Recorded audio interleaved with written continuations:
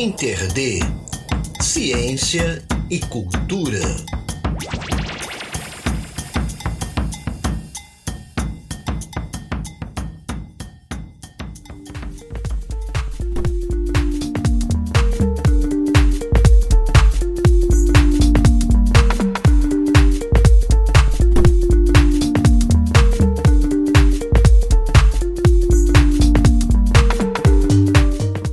Olá povo, olá pessoas, eu sou Adeluna e nessa edição do InterD Ciência e Cultura a gente recebe mais uma vez o professor e doutor em Física pela Universidade Federal de Santa Catarina, Marcelo Chapo.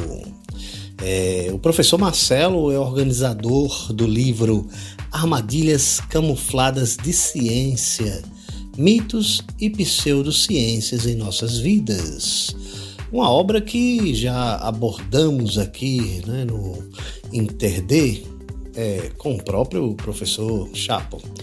Bom, desta vez vamos falar de outro livro, assim um bem fininho, mas não menos interessante e importante. Um papo de cientista para jornalista. Contribuições para o debate sobre jornalismo científico. Bom, e além dessa relação entre esses importantes profissionais, o livro também fala sobre o problema das pseudociências. Mas antes da gente ir diretamente falar sobre a obra, tratar aí sobre a obra, eu quero conversar aqui com o professor Marcelo sobre a sua incursão na comunicação pública da ciência. Então vamos lá. Professor, você apresenta um quadro na TV sobre ciência. E como é que surgiu aí a oportunidade de realizar essa ação? E qual a importância de termos mais iniciativas como essa? Oi, AD. Obrigado pelo convite, participar mais uma vez aqui do teu programa, é uma honra, para a gente falar sobre ciência, divulgação científica, então parabéns pelo teu trabalho. Vamos lá, vamos conversar aqui hoje sobre esse assunto interessante da relação entre ciência e jornalismo, AD?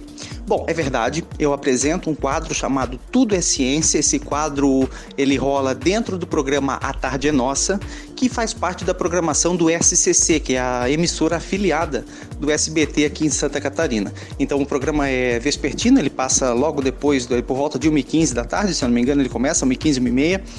Depois do jornal estadual, aqui do jornal local, roda o programa, vai até 2h da tarde. E aí o quadro rola eventualmente, ele não tem uma periodicidade fixa. Sempre que tem tema de ciência ou experimento que a gente leva, ou assunto curioso, a gente faz o Tudo é Ciência dentro do programa.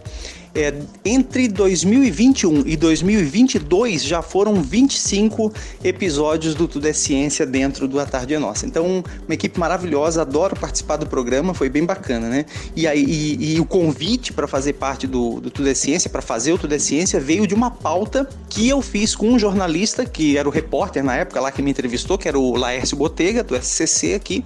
E ele me entrevistou, gostou muito da forma como eu falei, segundo ele foi bem clara, foi divertida, foi descontraída, então ele achou que isso caberia bem no programa vespertino que eles estavam bolando para o ano seguinte. Essa entrevista foi no final de 2020 e o programa estava em fase de gestação, ele iniciaria em 2021 e aí ele disse, vamos fazer um quadro de ciência, acho que tu tens o perfil, e ele me convidou para fazer esse quadro de ciência no A Tarde é Nossa e foi daí que veio o convite, foi daí que foi a oportunidade.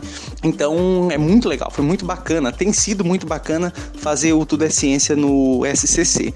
E antes ainda do SCC, eu participei de uma série, eu roteirizei e apresentei uma série chamada A História que o Céu Nos Conta. E essa série rodou na NSC Comunicação, que é afiliada da Globo aqui em Santa Catarina. Foi antes do Tudo é Ciência, a convite também de um fotógrafo, jornalista e fotógrafo da NSC, que é o Thiago Ghisoni, também parceria de várias pautas, que ele já tinha me convidado outras vezes, e ele disse, esse é um tema interessante, as pessoas são curiosas para saber sobre a origem do universo, e vamos fazer uma série sobre a origem do universo, E essa série saiu, essa série que explora curiosidades das pessoas sobre a origem do universo, chama A História que o Céu Nos Conta, 4 episódios, mais ou menos entre 3 e 4 minutos cada um, e ela dá mais ou menos 15 minutos, ela total.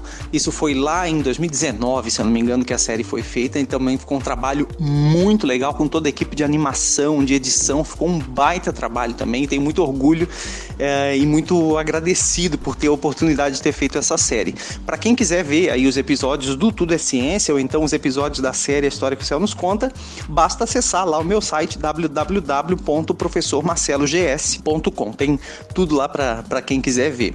E eu acho, Ade, uma outra parte da tua pergunta, né, da importância desse tipo de ação é imensa, porque as pessoas em geral confiam na ciência. Isso é um dado de pesquisas diversas que investigam a percepção pública, né? A percepção das pessoas sobre a ciência. Então, em geral, as pessoas confiam na ciência, mas elas não sabem o básico de ciência. Por exemplo, muita gente acha que antibiótico é eficaz para combater uma doença viral, para matar vírus. Não é assim. Ao mesmo tempo, as pessoas não sabem onde é feito ciência, quem são os cientistas, como se faz ciência e assim por diante. Então, esse quadro de melhorar a percepção pública da ciência é algo que os jornalistas podem contribuir muito. E os cientistas também, por ações de divulgação científica, certo? Além de ensino de ciências e assim por diante. Mas a parceria, a oportunidade de você juntar cientistas para fazer programas, quadros, participações na mídia, com certeza tem um papel importante no curto, médio e longo prazo para aproximar a ciência das pessoas e fazer com que elas tenham melhores visões e melhores percepções sobre a ciência. Então, que essas parcerias sejam frutíferas e que se reproduzam à torto e à direito aí pelo Brasil. E a retorno do público, caso sim, né? O que é que eles costumam comentar? Sim, Ade, o retorno que eu recebo dessas participações são bem positivos. Hoje as redes sociais estão aí para isso, né? Então sempre que as matérias são veiculadas na Facebook, sei lá, Instagram, YouTube, dessas emissoras, a gente sempre recebe retorno bem positivo. Então eu acompanho esses comentários, os comentários têm sido bem bons. Quando eu compartilho também no meu canal no YouTube, também recebo bons comentários. E os próprios jornalistas com os quais eu tenho contato e que me convidam para fazer essas matérias, esses quadros e essas séries, eles mesmos me retornam dizendo: olha, o pessoal aqui da TV gosta muito de ti, gosta muito da tua desenvoltura, acho que tu tens o perfil. Então eu recebo comentários e feedbacks bastante positivos, isso me deixa bem feliz e bem motivado para continuar essa minha relação com a mídia. E até na rua mesmo já aconteceu de eu estar aqui numa loja comprando coisas e a menina lá, a atendente, ele disse: tô te reconhecendo, e eu achei que ela tivesse sido minha aluna, porque eu tive um monte de alunos já, né? Não tem como lembrar de todas, e falei: você deve ter sido minha aluna. E ela falou: não, é da TV mesmo. Que legal, então tá me reconhecendo lá da TV, acompanha o quadro, né, do Tudo é Ciência, e isso me deixa também bastante feliz. Então o retorno é o melhor possível e tamo junto aí para continuar essa parceria com a mídia que tanto me satisfaz, que eu acho muito bacana de fazer. Bom, então vamos lá, né? Por que você decidiu lançar o livro Um Papo de Cientista para Jornalista? Ade, a ideia de lançar esse livro veio justamente de um jornalista, o mesmo que me convidou para fazer a série A História que o Céu nos Conta, que é o Thiago Ghisoni. Então, como eu falei, ele é parceiro aí de várias pautas, sempre me convida a fazer um monte de coisa junto, né? Explicar coisas, enfim, curiosidades, né? E da ciência, e a gente sempre trocava muita ideia. Olha, a matéria tem que ser assim, ou de repente corrige essa expressão, coloca aquela, e a gente sempre trocava muita ideia dessa relação simbiótica e que é muito positiva entre o cientista e o jornalista, né? Então, sempre trocando essas ideias, ele falou assim: tu devias escrever sobre isso, devias escrever essas tuas ideias, publicar, porque seria um material útil para os jornalistas, ouvir um pouco da percepção do cientista e como que a gente pode melhorar a comunicação de ciência dentro do jornalismo. E eu disse: tá aí uma ideia legal. E aí comecei a trabalhar no livro alguns temas e tal, e algumas possibilidades, e o livro acabou saindo. Hoje eu gosto de dizer que o livro, ele, embora seja registrado como livro e tal, ele, a meu ver, enquanto autor do livro, ele é mais uma cartilha, porque ele é um livro bem curto, ele tem cerca de 45, 50 páginas em A5, né, que é aquele formato reduzido. Então, para mim, ele tem muito mais a cara de uma cartilha que traz discussões-chave, conceitos-chave, discussões breves e objetivas, do que um livro extenso que vai a fundo nos assuntos, né? Então, para mim, ele é uma cartilha super útil, que pode contribuir muito com os jornalistas aí, e da mesma forma que os jornalistas podem contribuir com os cientistas. E eu comento comenta um pouco isso no livro, né? Como que um pode contribuir com o outro. Então, para mim, é uma espécie de uma cartilha, embora seja um livro, é uma cartilha, e que a ideia da publicação veio aí dos próprios jornalistas. Então, é mais um trabalho que me deixa bastante orgulhoso. O livro se chama Um Papo de Cientista para Jornalista, Contribuições para o Debate sobre Jornalismo Científico. Então, uma cartilha bem bacana com vários assuntos sobre essa relação ciência e jornalismo. De que forma jornalistas e veículos de informação podem evitar que informações científicas erradas sejam veiculadas? Pois é, essa tua pergunta me faz refletir um pouco, né? Às vezes eu já participei de algumas matérias que saíram informações erradas em relação ao que eu tinha dito, inclusive entre aspas, né? Como se eu tivesse falado exatamente aquilo que estava escrito lá e na verdade eu não falei, a informação ali inclusive estava conceitualmente errada e aquilo me deixou um pouco preocupado, porque, ora, se alguém que é cientista, né, olha aquilo ali e diz, pô, Marcelo tá falando besteira e na verdade eu não falei aquilo, né? Se algum professor meu olhasse aquilo, dizer, meu Deus, onde é que ele estava com a cabeça para falar essa besteira. Então, matérias jornalísticas sobre ciência que trazem informações erradas, na verdade informação errada de qualquer área, né, mas em especial sobre ciência, são bastante problemáticas, porque atribuem ao cientista uma explicação que na verdade ele não deu, né? Então a gente tem que tomar muito cuidado com isso. O que eu acho que daria para fazer? Primeiro, cuidar com as fontes, né? Então, jornalistas têm que ter boas fontes de ciência. E o que eu digo com boas fontes? Não é só ter um bom currículo, mas que tenha uma articulação interessante para explicar esses conceitos, uma disponibilidade para explicar esses conceitos e para explicar quantas vezes forem necessárias. Isso porque tem cientista que é muito apressado, né? E jornalista que não insiste na questão. Então, se o jornalista não entendeu determinada explicação, ele tem que ir na fonte e dizer, olha, eu não entendi isso. Você pode me explicar um pouco melhor? Você pode tentar explicar com outras palavras? E o cientista que ele usa como fonte tem que estar disponível para fazer essa discussão, para fazer essa explicação. E eu sempre tento estar. Nunca fecho a porta para um jornalista. Acho que a relação tem que ser aberta. Eu digo, olha, se não explicar alguma coisa, retorna, liga para mim de novo, me manda para eu verificar e assim por diante. Então, o jornalista, ele tem que ter boas fontes científicas, tanto boas fontes de formação como boas fontes de explicação, né? Acessíveis para explicar e assim por diante. Então, o primeiro passo para evitar informação errada é boas fontes. Segundo passo, eu gostaria que as matérias jornalísticas sobre ciência, elas tivessem algum tipo de revisão científica. Eu entendo que na redação do jornalismo a coisa é para ontem, é tudo imediato, tudo de hoje para amanhã e assim por diante, mas às vezes o barato sai caro, às vezes a pressa é inimiga da perfeição, né? Então é preciso às vezes botar o pé no freio, manda aquele texto para ser revisado. Eu, em geral, me coloco à disposição para revisar aquelas matérias em que eu participo e faço isso rapidamente quando sou solicitado, então isso é importante, né? Algum tipo de revisão científica, ou a sua fonte revisa o seu texto, ou o texto que você vai fazer um off, por exemplo, uma matéria para televisão e assim por diante. Então, algum tipo de revisão. Outra coisa que eu acharia bem interessante, uma outra alternativa, é que as redações jornalísticas, que os veículos de comunicação contratassem ali estagiários de ciência. Não precisa ser muitos, 3 ou 4, de áreas distintas, cuja função seja fazer um sobrevoo ali nas matérias constantes, ficarem sempre de olhos abertos e que sirvam também como ponte entre os jornalistas da redação e os professores pesquisadores nas universidades onde esses estagiários estariam vinculados. Então você bota alguém da medicina, alguém da nutrição, alguém da física, alguém da química, enfim, o salário de estagiário a gente sabe que é baixo, pode valer muito no currículo do estagiário e é uma ótima oportunidade, tanto para o cientista ali, para o futuro cientista aprender e lidar com as matérias e lidar com a informação, como também para a redação, que vai ter uma espécie de revisão científica aí diretamente acessível com os pesquisadores lá nas universidades que vão poder fazer uma espécie de revisão constante nas matérias. Essa seria outra alternativa. E ainda uma terceira alternativa que eu gosto de pensar é que as redações, os veículos de imprensa também contratem cientistas mesmo, formados, não só estagiários, né, em graduação, mas formados. Por que não? E que chamem esses cientistas para conduzir programas, para fazer quadros, para fazer série, para trabalhar na redação produzindo material, escrevendo e assim por diante. E aí todo mundo, às vezes quando eu falo isso, olha para mim e diz, mas tá maluco, por que uma redação contrataria um cientista? Por que uma emissora de TV contrataria um cientista?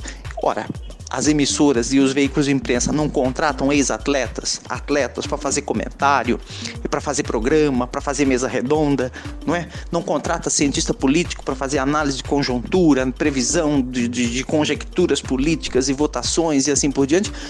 Então, tem especialistas de várias áreas que são contratados pela mídia, pelos veículos de imprensa. Por que não também não fazer a contratação de cientistas que são desenvoltos, que são aí disponíveis para participar, para conduzir programas, fazer quadros, revisar matérias, produzir matérias e assim por diante. Então, acho que o cientista, ele é uma profissão que também poderia atuar dentro dos veículos de imprensa. Isso seria bastante interessante. Então, acho que esses são os caminhos para a gente evitar a desinformação, a veiculação de informação falsa, né, em relação à ciência. Então, ter sempre algum tipo de revisão científica para que as informações científicas sejam fidedignas na hora que chega lá para o público-alvo, tá certo? Bom, o que são as pseudociências? Quais prejuízos elas podem causar ao serem veiculadas aí pela mídia e como impedir que isso aconteça? Ade, essa pergunta me é bastante cara, né? Eu gosto muito de falar desse tema, tenho me debruçado sobre o tema das pseudociências há muitos anos, dou palestra, participo de live, mesa redonda, escrevo bastante para a revista Questão de Ciência e até já organizei um livro inteiro para tratar de pseudociências, que é o Armadilhas Camufladas de Ciência, Mitos e Pseudociências em Nossas Vidas. Então, acho que esse tema está na ordem do dia, embora muita gente não dê atenção para ele, nós cientistas e, claro, também os jornalistas, precisam se atentar para isso e ajudar a esclarecer esse tipo de coisa para a população. Pseudociências, elas são estruturas de afirmações sobre o mundo que parecem científicas, mas não são. Elas carecem de boas evidências científicas para sustentar as afirmações que elas fazem, mas elas têm aparência científica. Como? Por exemplo, elas usam ideias da ciência, vocabulário científico, afirmações que parecem ciência, mas são totalmente descontextualizadas, fora de contexto, distorcidas, tudo para tentar dar um ar de validação científica para uma afirmação completamente sem fundamento. E esse que é o perigo, porque as pessoas em geral confiam na ciência. Não é? As pesquisas de percepção pública da ciência mostram que a confiança na ciência é grande.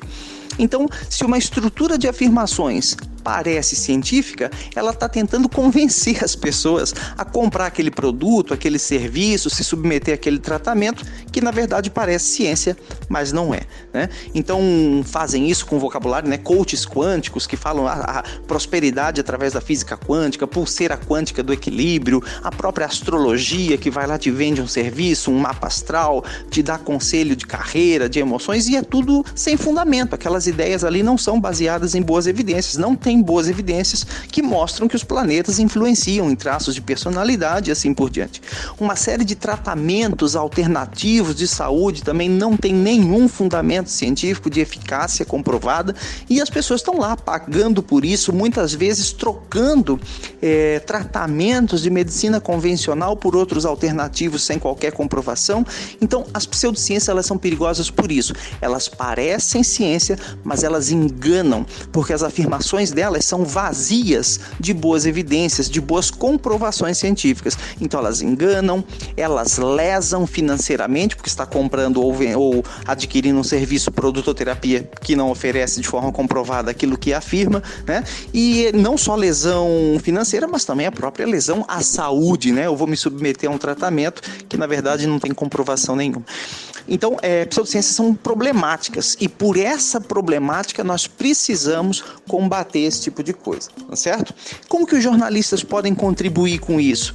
Primeiro, a mesma coisa que nós respondemos antes, sobre a qualidade da informação científica. Então, se cerque de boas fontes de ciência, de boas fontes de cientistas, que eles vão evitar que você propague pseudociência aí na sua matéria, na sua produção jornalística, tá certo? E além disso, jornalistas têm a formação de forma a sempre procurar expor os dois lados de uma história, né? Os dois lados de um assunto e assim por diante. E eu acho que isso é válido. Mas é válido se eu for, por exemplo, fazer uma cobertura de uma votação no Congresso, a favor ou contra a lei tal. Bom, aí você vai lá, explora os dois lados, né? Eu vou fazer dois lados quando, sei lá, vou cobrir time de futebol, eu vou fazer dois lados quando eu vou cobrir um crime, então eu vou dar vez e voz para acusação, eu vou dar vez e voz para defesa, isso aí vale os dois lados, né? Uma greve, então eu vou fazer a fala do sindicato patronal, vou fazer a fala do sindicato funcional e assim por diante. Acho que isso vale nos dois lados. Mas assuntos bem estabelecidos da ciência não devem ser explorados em dois lados. Não existem dois lados válidos quando se trata de ciência e pseudociência, porque justamente um é inválido, não tem boas evidências para aquelas afirmações. Então, não existe dois lados para afirmar sobre a eficácia de vacinas. Vacinas são eficazes. Ponto final. Se existem os estudos, as evidências que dão conta de fazer essa afirmação, então não existem dois lados. Não existe mais dois lados quando a gente trata do papel das atividades humanas nas mudanças climáticas e no aquecimento global. Não existe mais dois lados, né, para tratar disso. Então não existem dois lados em assuntos bem estabelecidos da ciência. Isso é uma coisa muito importante, né? Não existe dois lados quando a gente trata de pseudociência. A gente tem que não falar, não pode dar voz e vez à pseudociência, justamente pela problemática que ela envolve, tá? Então esse é o assunto principal. Agora, existem outras teorias aí, nada a ver com pseudociência, que ainda não são bem estabelecidas, que estão em debate. E aí sim você pode dar dois lados. É até produtivo você dar dois lados para mostrar para as pessoas como é que a ciência funciona. Então, questões em aberto, por exemplo, na cosmologia moderna, como que a gente poderia explicar matéria escura, energia escura, isso aí está no pico do debate da cosmologia. Então aí sim você abre possibilidades, o que poderia explicar isso, o que tem de estudos tentando desvendar o que está por trás desses fenômenos e assim por diante. Isso sim, né? Agora, ciência e pseudociência não tem dois lados, então a gente não pode recorrer ao outroladismo quando a gente está falando de teorias e afirmações bem estabelecidas da ciência. Isso com certeza contribui para evitar a disseminação das pseudociências. Bom, muitíssimo obrigado pela participação, professor Marcelo Chapo, mais uma vez, né? E estamos abertos para termos mais outras participações, né? Então, e como as pessoas podem adquirir o livro? Maravilha, AD, foi um prazer aí participar novamente, de dar mais uma entrevista, a gente construir mais essa discussão interessante de ciência e jornalismo, tá? Para quem quiser adquirir o livro, que é Um Papo de Cientista para Jornalista, o meu site tem o link lá, ele está disponível aí nas redes, nos sites de venda, Amazon e assim por diante. Então vocês têm o link lá no meu site, www.professormarcelogs.com.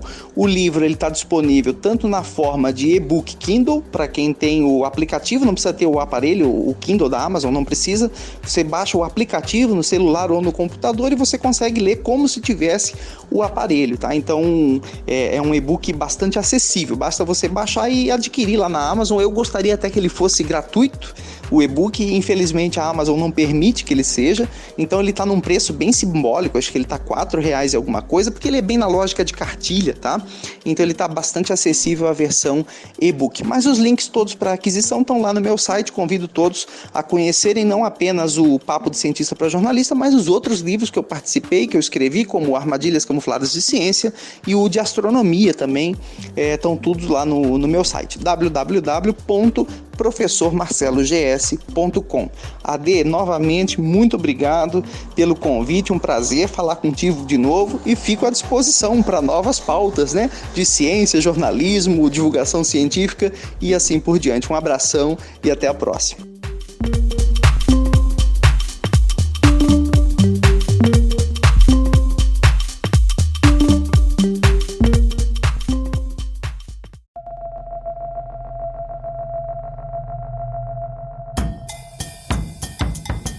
InterD, Ciência e Cultura. Apresentação e pautas, AD Luna. Vinhetas, edição e trabalhos técnicos, Pedro Santos e Estúdio Bacamarte. Site www.interd.net.br